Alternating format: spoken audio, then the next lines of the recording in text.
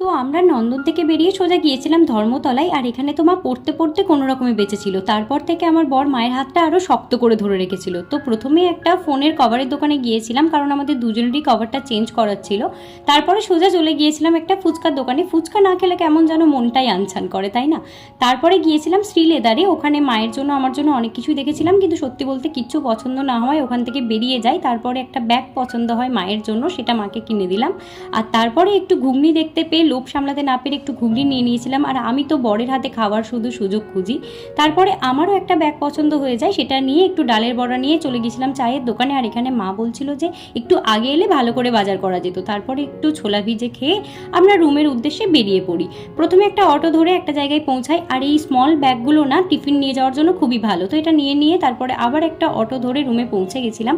আর লিও তো সবসময়ের মতো বুঝতে পেরে গেছিলো, আমাদের জন্য ওয়েট করছিল। তো খুব ভালো কেটেছিল দিনটা। তো আজকের মতন বাই।